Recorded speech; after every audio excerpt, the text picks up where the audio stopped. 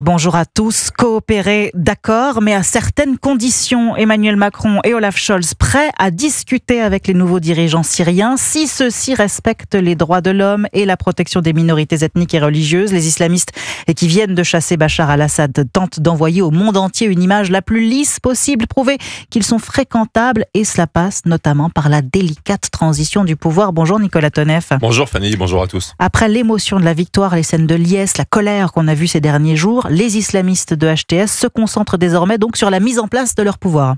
Oui, et leur priorité est une transition ordonnée. Le parti base de l'ancien dictateur Bachar al-Assad ne sera donc pas totalement évincé, ce qui évitera l'erreur commise en Irak en 2003 avec la disparition de toute administration et le chaos qui s'en est suivi. Dans le schéma actuel, les fonctionnaires et responsables n'ayant pas de sang sur les mains resteraient sous la férule d'un premier ministre de transition qui devrait être, selon les médias régionaux, Mohamed El-Bashir.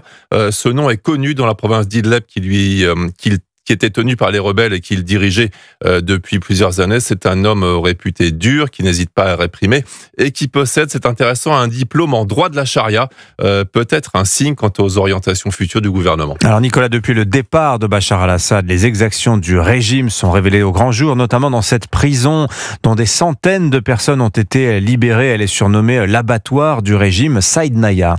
Oui, c'est ça, un énorme complexe où étaient détenus des centaines de prisonniers. D'ailleurs, les recherches ont été interrompues ce matin par les casques blancs qui ont déclaré ne plus pouvoir retrouver de personnes vivantes, alors que ces derniers jours, on a pu retrouver des centaines de prisonniers cachés derrière des portes d'acier, condamnés aux côtes cassées par les geôliers à leur départ, à tel point qu'il a fallu attaquer les murs au marteau-piqueur. Certains disent qu'ils devaient être exécutés le lendemain pour ceux encore vivants, parce qu'il y a aussi des cadavres torturés horriblement qui ont été retrouvés dans ces morgues. Et il a bien sûr fallu du personnel pour tuer et torturer pendant des années des centaines de tortionnaires d'État qui verront leur nom publié, a promis le chef des rebelles.